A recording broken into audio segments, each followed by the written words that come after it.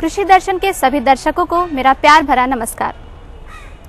जैसा कि आप सब जानते हैं, इस कार्यक्रम के जरिए हम आप सभी किसान भाइयों को देते हैं कृषि आधारित तमाम नई जानकारियां।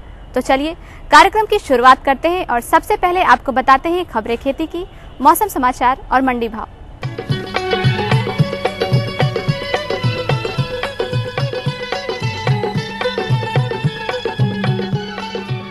नमस्कार किसान भाइयों, कृषि समाचार में आपका स्वागत है।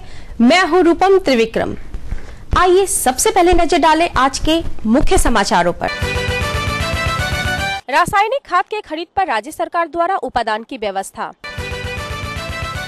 कोल्ड स्टॉक जैसी बीमारियों से करे पशुओं का बचाव। जैविक विधि को अपनाकर सफल किसान बने श्री भगवान सिंह। किसान भाइयों, कई खेती के बाद मिट्टी की उर्वरा शक्ति में कमी देखने को मिलती है। खेतों की उर्वरा शक्ति बनी रहे, इसके लिए आप जैविक खाद के साथ वर्मी कंपोस्ट का उपयोग कर मिट्टी की उर्वरा शक्ति बढ़ा सकते हैं। साथ ही आवश्यकता पड़ने पर जहां जिंक की कमी पाई गई है, वहां रासायनिक खाद का प्रयोग कर सकते हैं। अगर बहुत जरूरत हो तो रासायनिक उर्वरक का भी प्रयोग कर सकते हैं। कुछ इलाकों में जहां पर की जिंक की कमी हो रही है और पिछले आपने 2-3 फसल से जिंक का प्रयोग नहीं किया है, तो आप जिंक खाद का भी प्रयोग कर सकते हैं। जिन इलाकों में दाना लगने की समस्या काफ़ी प्रबल हुई है वर्षों में, वहाँ यह संभावना देखी गई है कि बोरोन की भी कमी हो सकती है, तो आपको बोरोन का खाद भी प्रयोग करना चाहिए। सरकार की सहायता इन सब उपादानों को खरीदने पर आपको उपलब्ध है। किसान भाइयों, इन दिनों ठंड का प्रभाव बढ़ रहा है। ठंड बढ़ने से पशुओं में कोल्ड स्टॉक जैसी बीमारियां होने की संभावना बढ़ जाती है। इन बीमारियों से बचाव के लिए आप अपने गौशाला में आने वाली हवा के सीधे प्रवेश पर रोक लगाएं। पशुओं को मोटे कपड़े अथवा जूट के बोरे से ढककर रखें। साथ ही पशुओं के भोजन में विटामिन की मात्रा भी बढ़ा दें, ताकि आपका पशु स्वस्थ व सुरक्षित रह सके। इस मौसम में पशुओं में बहुत सारी बीमारियां जो है सामने में आती है, और उसमें सबसे मुख्य बीमारी जो है कोल्ड स्ट्रोक कहते हैं उसको, यानी पशु को ठंड लगना।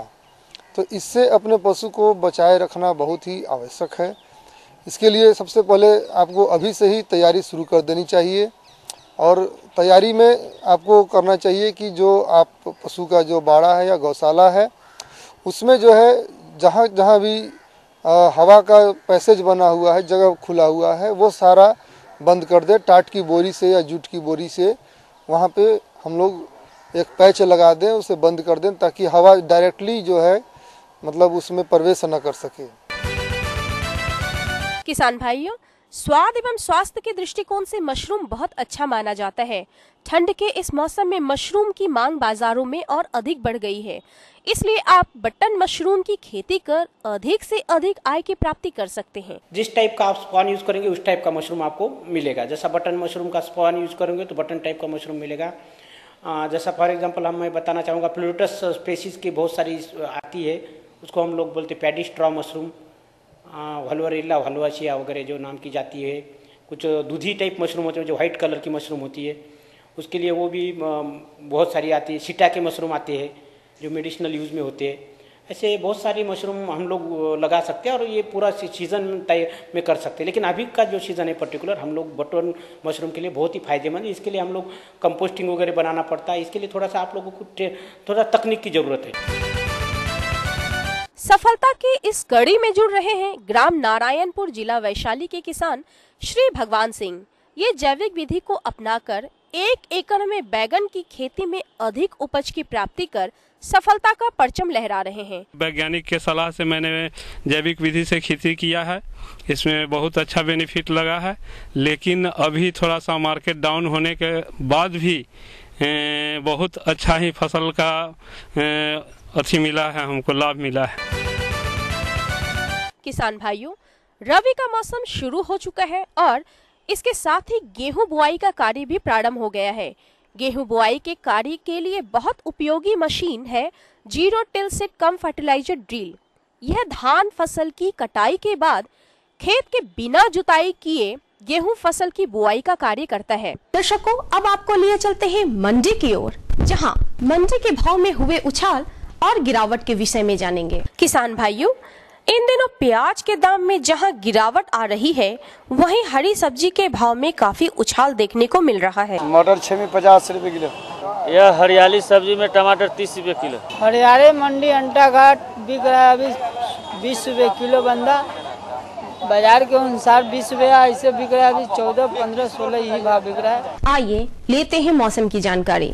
मौसम विभाग से प्राप्त जानकारी के अनुसार आज बिहार की राजधानी पटना का अधिकतम तापमान 22 डिग्री सेल्सियस और न्यूनतम तापमान 11 डिग्री सेल्सियस रहने की संभावना है। दर्शकों, अभी आपने खेती से संबंधित नई नई तकनीक, मंडी भाव और मौसम के विषय में जाना।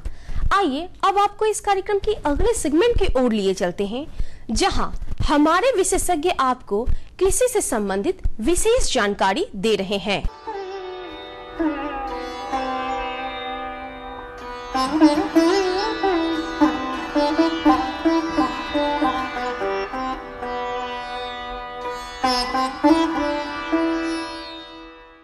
सोनपुर मेले में लगने वाला पशुओं का मेला एक विश्व प्रसिद्ध मेला है।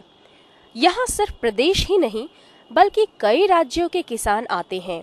सोनपुर मेले में आए हुए किसानों के लिए दूरदर्शन केंद्र पटना एवं कृषि विभाग की संयुक्त प्रयास से एक क्रॉप सेमिनार का आयोजन किया गया। क्रॉप सेमिनार का यह आयोजन कृषि विभाग एवं दूरदर्शन केंद्र के सौजन्य से किया जा रहा है। दूरदर्शन ही एकमात्र यह चैनल है जो निस्वार्थ रूप से किसानों के लिए सतत प्रयासशील है।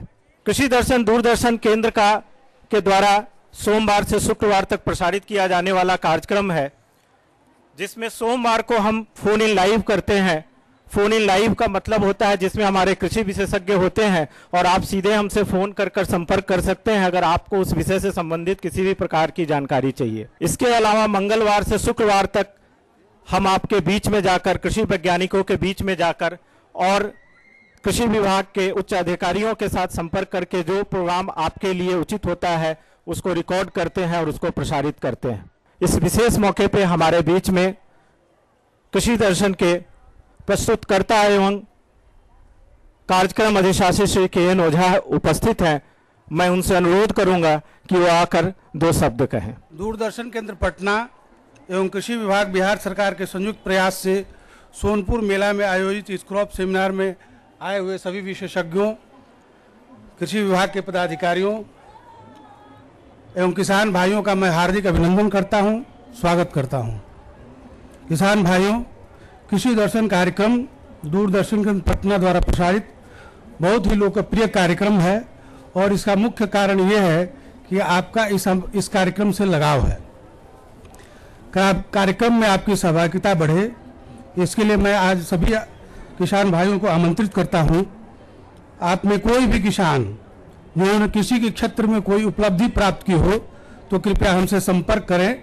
हम उनके यहाँ जाएंगे, हमारी पूरी कैमरा टीम जाएगी, दूरदर्शन की टीम जाएगी, उसको रिकॉर्ड करेंगे हम लोग और कृषि दर्शन कार्यक्रम में प्रसारित करेंगे ताकि आपकी उपलब्धि जन जन तक पहुँचे और उससे लोग प्रेरित हों और भी किसान लोग उससे लाभ उठा सकें। वैसे तो प्रदेश में कृषकों के तकनीकी अनुभव का परिणाम हाल में हुए फसलों के रिकॉर्ड तोड़ उत्पादन से पूरे देश में पता चल गया है।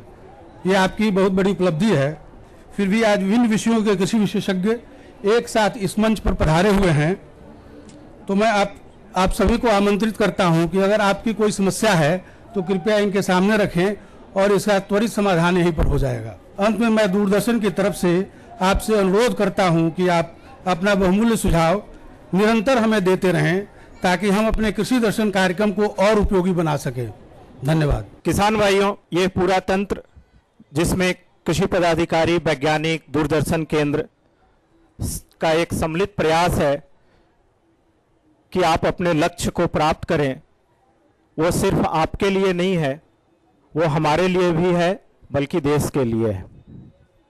आपके द्वारा प्राप्त किया जाने वाली कोई भी उपलब्धि मुझे लगता है कि देश हित में सबसे बड़ी उपलब्धि है। सोनपुर मेले में किसानों के लिए मुख्य आकर्षण कृषि विभाग द्वारा लगाई गई प्रदर्शनी है, जहां सरकार के द्वारा संचालित विभिन्न योजनाओं से संबंधित जानकारियां उपलब्ध कराई गई है। इसके अलावा जब कभी आपको कहीं कोई जरूरत पड़ती है, किसान कॉल सेंटर के रूप में भी सुविधाएं उपलब्ध हैं। इस प्रकार कृषि विभाग की अनेकों कार्यक्रम चल रहे हैं। मैं अनुरोध करूंगा श्री धनंजय पति त्रिपाठी जी का कि वो आए और कृषि विभाग से संबंधित कार्यक्रमों की जानकारी आपको दें। कृषि विभाग बिहार सरकार की ओर से हम सभी किसानों का हार्दिक अभिनंदन करते हैं और पटना दूरदर्शन द्वारा यह आयोजित प्रोग्राम क्राफ्ट सेमिनार इसके पहले भी इस परिसर में आयोजित किया गया था और काफ़ी सफल रहा यह कार्यक्रम। और लाइव क्राफ्ट सेमिनार का जो प्रोग्राम है यह पूर्णतः तकनीकी है, किसानों के लिए पूर्णतः तकनीकी है। हमारे वैज्ञानिक और पदाधिकारी यहाँ मौजूद है। आपकी कोई जो तकनीकी समस्या है या योजना के बारे में कोई जानना चाहते हैं कि उसका कार्यान्वयन किस प्रकार से किया जा रहा है, उसके बारे में भी मेरे पदाधिकारी या कृषि विश्वविद्यालय के वैज्ञानिक जो तकनीकी परामर्श आपको तुरंत आप पूछेंगे उसका उत्तर वो दे सकते हैं। कृषि विभाग द्वारा कृषि रोड मैप का कार्यान्वयन 2012-13 से 16-17 तक किया जा रहा है। हम लोग दूसरे वर्ष में है और हमारे किसानों ने उत्पादन के क्षेत्र में काफ़ी रिकॉर्ड हासिल किया है।